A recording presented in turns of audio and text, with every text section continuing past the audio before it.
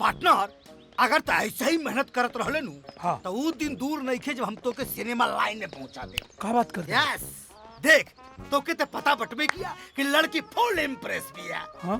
बस बाबू हाथ जोड़ता नहीं कि ते अपन दिमाग मत लगाइए। अच्छा कहे से कि जब ते अपन दिमाग लगावे ले तो कुछ न कुछ गुड़ गोबर जरूर होला।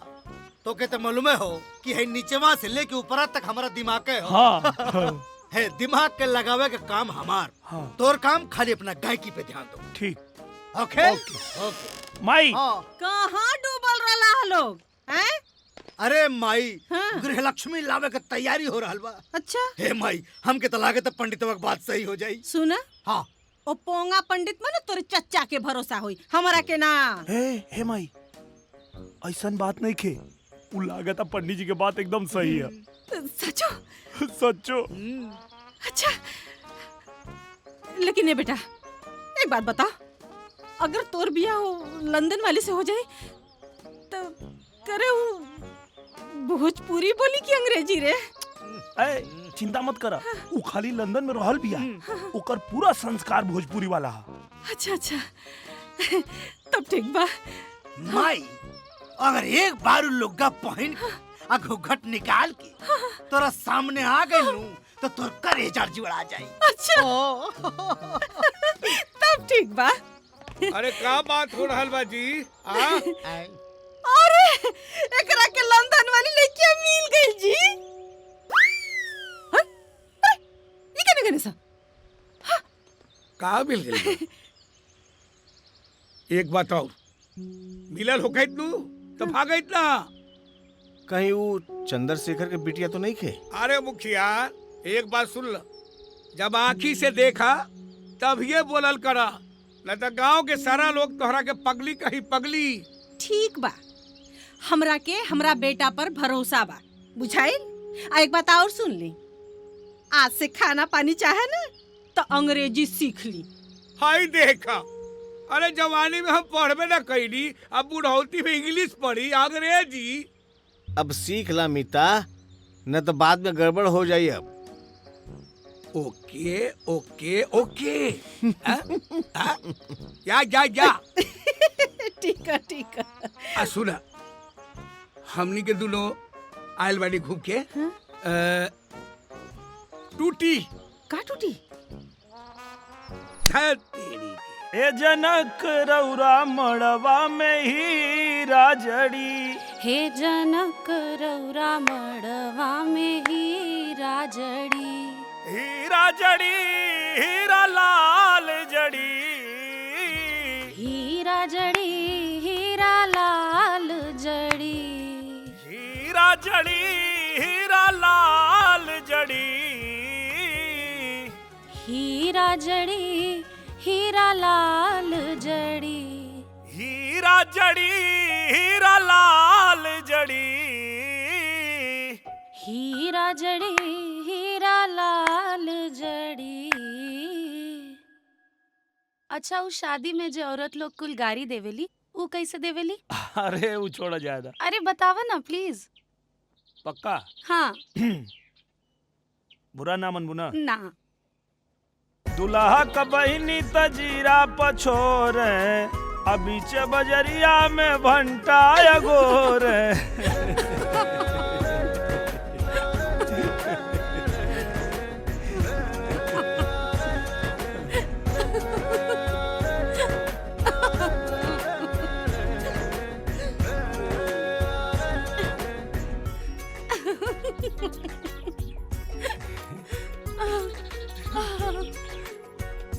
और है दुल्हा के बहिनी तजालिम्बा छोटा की अखाले मुरैया अकेले में मोटा की। ओह गॉड। जैसन बकरी का पोछ वैसन दुल्हा का मोछ सुना दुल्हा हो। बस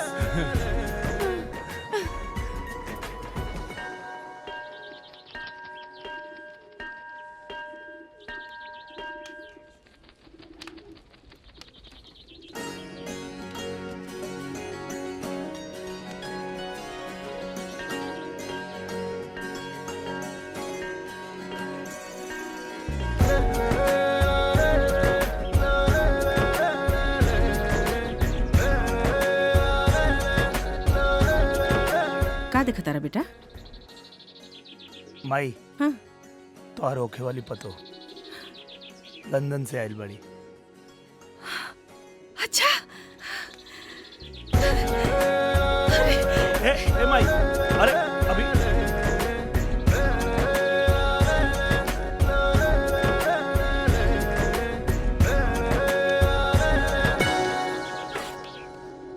बड़ी सुंदर बिया हमरा बेटा को पसंद।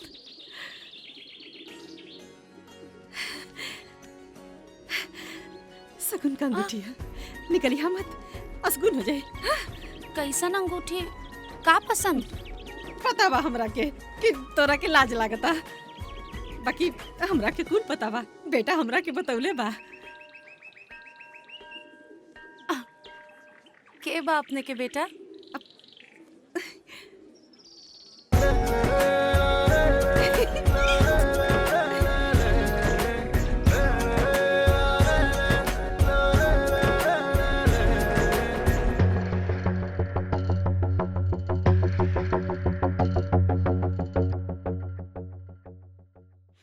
दिल तक करता है कस के थप्पड़ मारी। कहे 2-4 दिन तो से हंस बोल के बात का कर लेनी, ओकर ई मतलब समझ लो तू। हमार शादी तय हो चुकल बा, मेहरबानी करके अपन नजरिया बदल लो, वरना अगर हमरा परिवार के लोग के पता चली ना तो तोहर नजर निकाल ली है। नजर निकलला के बाद भी हमरा आंख में तोहरे तस्वीर नजर आई।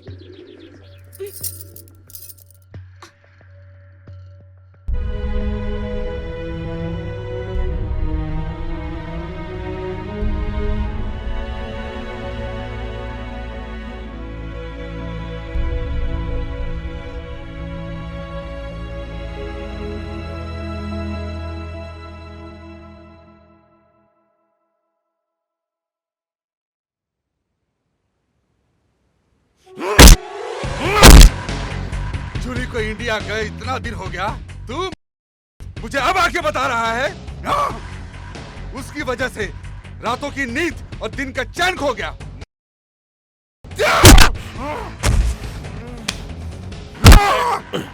मैं तेरा बाप हूँ, बाप। इसी बात का तो रोना है। जूली जूली इंडिया चली गई और आप बेटा, वो सिर्फ इंडिया चली गई है, इस दुनिया को छोड़ के नहीं गई है। अगर वो साला दिसंबर आज बीच में नहीं आता ना, तो जूली तुम्हारी गोद में लेट रही होती। वो दिसंबर भी ऐसा वैसा आदमी नहीं है, शेर है शेर। और शेर जब बुढ़ा होता है ना, तो उसकी ताकत का अंदाजा करना मुश्किल हो जाता है। मेरी बात समझ में आई कि नहीं? हैं? तो फिर एक बात कान खोलकर सुन लीजिए, जूली मेरी गोद में नहीं, दिल में बैठी है, दिल में। और मेरा दिल शेर और कुत्ते में फर्क नहीं मानता। जूली नहीं मिली तो जलजला आएगा, और उस जलजले में चंद्रशेखर और विशंबर को ढूंढते रह जाओगे। ये मेरा धमकी नहीं, फैसला है।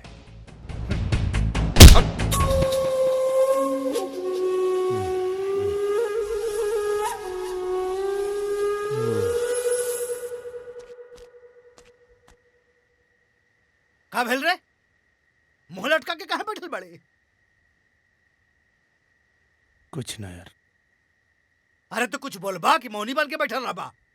अरे यार, जूली की शादी तय हो गई। अरे तो शादी तय भइल बानू, भइल त ना बा। अरे तो दूसरा के खेत में लात डालल भी तो ठीक नहीं खे। अब मान ले खेत करम जरुआ निकलल तो गर्म जरुआ मतलब? कभो कभो कुछ लोग सरकारी खेत के भी छेक के आपन कहे लगेला। कोशिश करे में का जाता महाराज, आई आम चाहे जाई लो बेदा आई।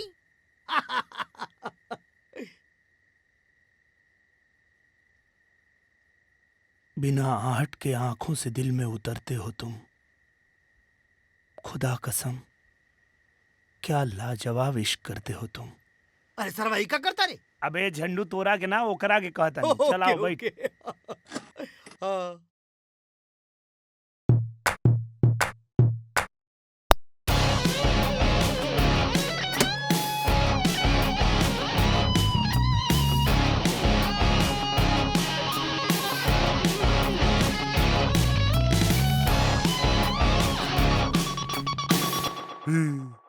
प्रणाम ससुर जी।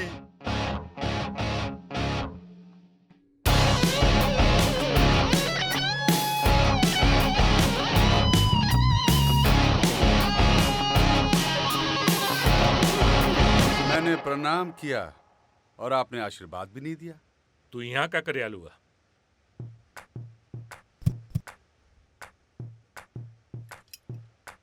मैंने सुना जूली को आपने इंडिया भेज दिया।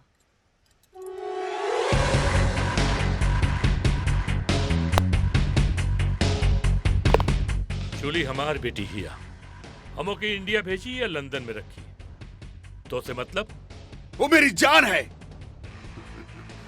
और आपको क्या लगता है उसको मुझसे बचा पाएंगे?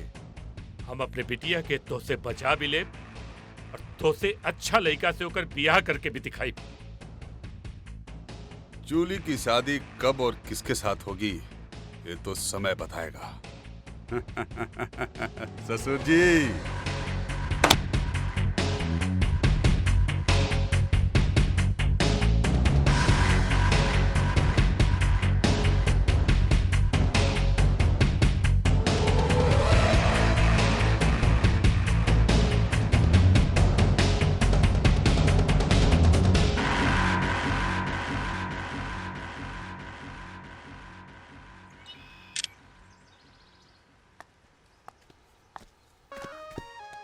अरे हटा हमरा फोटो के बीच से। अरे हमार फोटो खींच के अपना दिल से चिपका ला। तो के पता नहीं खे तू बहुत जल्दीबाजी कर रहा बाड़ू। कैसन जल्दीबाजी? बियाह के। अरे मैडम हमरा कुंडली में लिखल बा भगवान लंदन से तोहरा के हमरे खातिर यहाँ भेजले बाड़े। सपना रात में देखल जाला, दिन में ना। तू हमार सपना जरूर देख सकेला, बाकी हमरा के पा ना सकेला। जैसे तू हेलीकॉप्टर के देख रहल बाड़ा, ओकरा के सिर्फ देख सकल जाला, बाकी पकड़ल ना जा सके।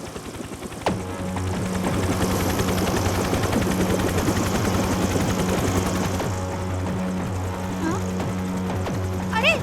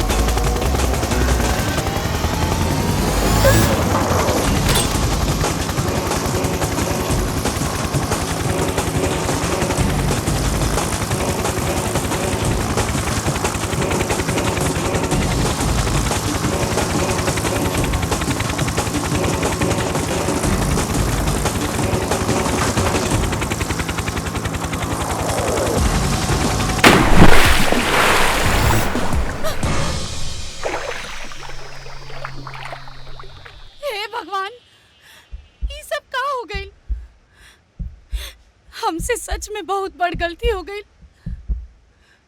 तो सही कहत रहला, ई दुनिया में हमके तो से ज्यादा केहू प्यार न कर सकेला। प्लीज बाहर आ जा, प्लीज। हमके भी तोरा से अपन दिल के बात कहे के, please. I love you. I love you.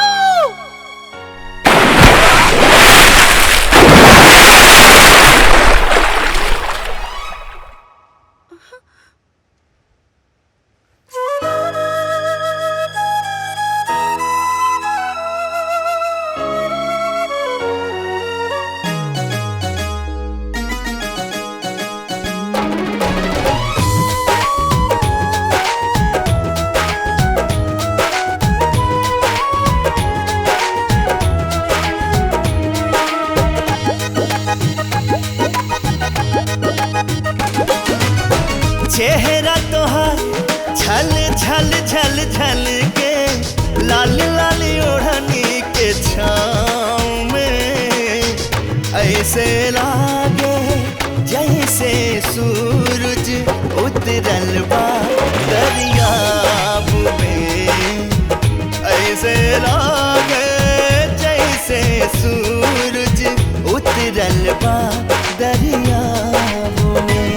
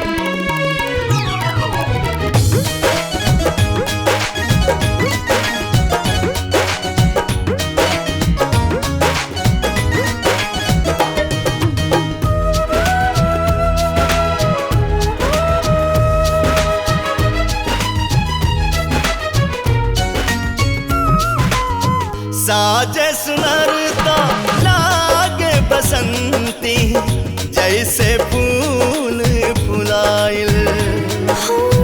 देह की गंध सुगंध रसाहा जैसे कस्तूर छिटाइल।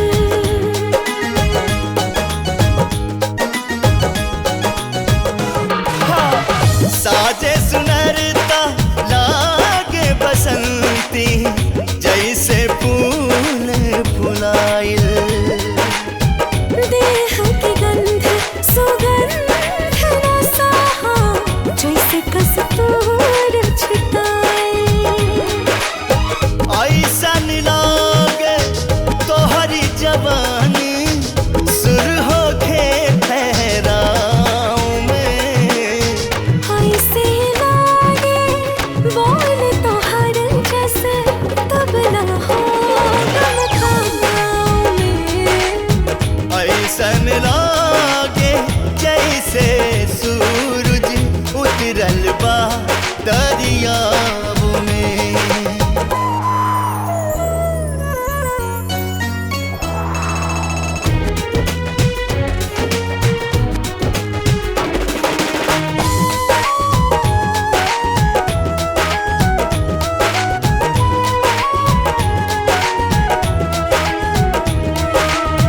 बस तोहरा के तकते तकते जादू कवन चली जाला। होश बेहोश तोहार खुशबू से सांस में सांस समाला।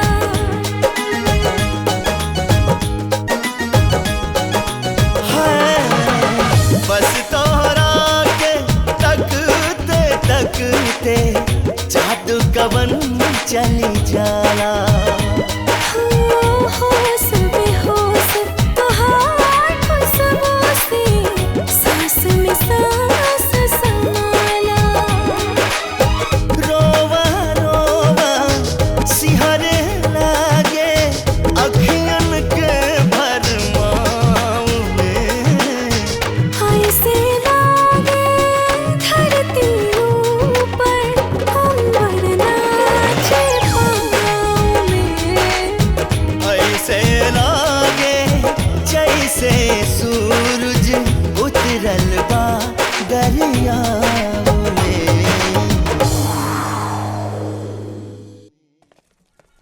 नमस्कार विशंबर बाबू। अरे बिटिया के शादी तय भी कल है और अपना चाहने वाला के न्योता भी ना दिहला। ये तो बहुत गलत बात बा।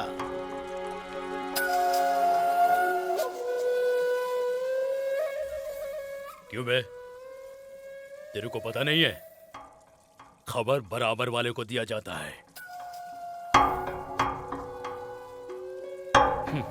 खैर, जब कोई नौकर बिन बुलाए आ जाता है ना, तो उसे उसके मालिक की पगड़ी का वजन पता चलता है। पगड़ी संभाल के रखो, हवा का रुख बदल रहा है। आपकी जो पगड़ी है ना, उतर जाएगी तो आपके सर का असलियत पता चल जाएगा। चुप, आवाज नहीं।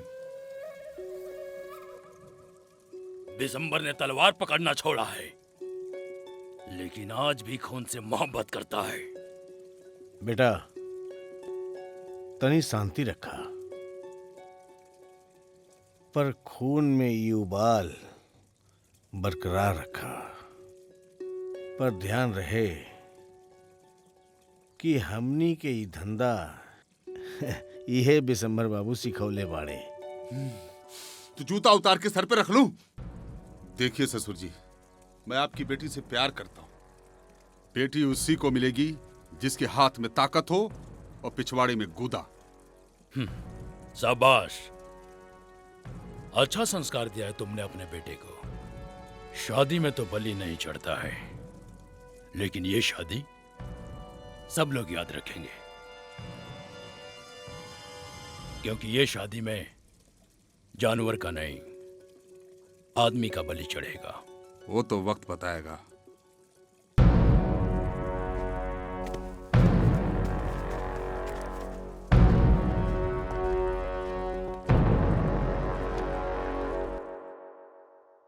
गाओ।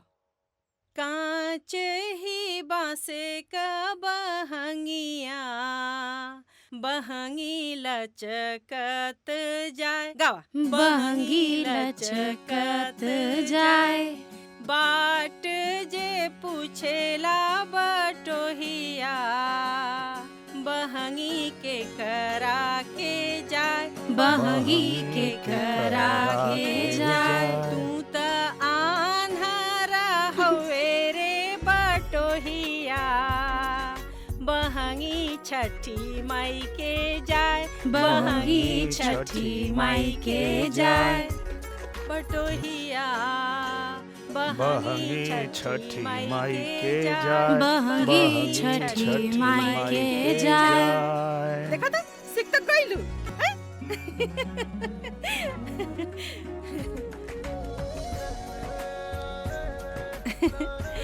बिटिया, तो के पता बा कि कौनो भी शुभ काम करे से पहले देवी गीत से शुरुआत कइल जाला।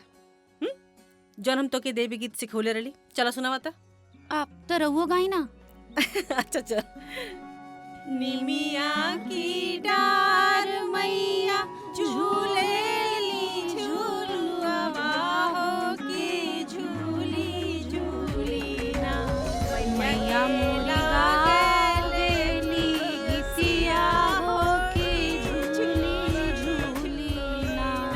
झूलत झूलत मैया के लागे ले पियसिया हो की चली भैली ना।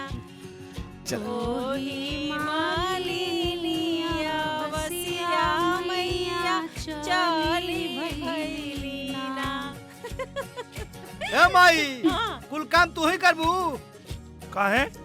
माने है जो हमारे पार्टनर साहब हवे, हाँ। एक नंबर का लफाड़िया हवे। काहे रे?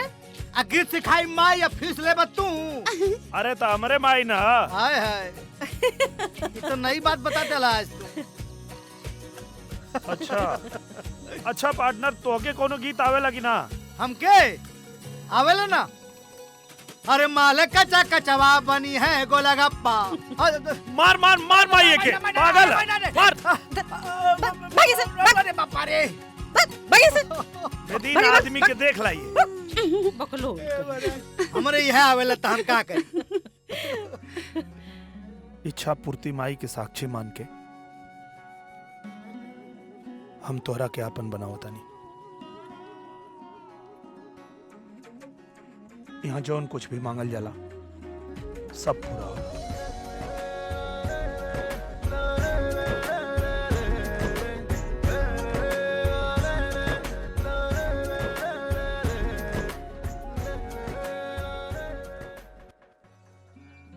का मंगलू? जब पूरा हो जाए ओकरा बाद बताइब। तू भी अपना खातिर कुछ मांगला। हम का मांगी? जब माई हमके बिना मंगले ही सब कुछ दे देले बाड़ी। आगे का करे के बा? समय पे छोड़ दा। समय हमने के जीवन के कोनो न कोनो किनारा पे जरूर लगाई। मिलन होखे या जुदाई, तोहार स्नेह हमेशा याद रही।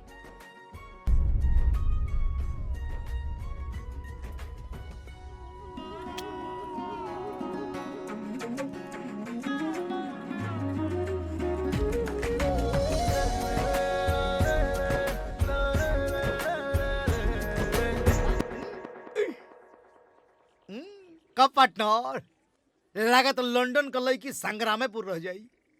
कुछ कहो। हाँ हमार भविष्यवाणी एकदम हे पंडित जी, भविष्यवाणी ना अनहरा के हाथे बटेर लग गई हो। अरे जायदा पता ना कब सरस्वती माई केकरे जुबान पे बैठ जाए। हाँ ई तो हो। चिंता मत करा, ब्याह के ठेका तोरे के मिली।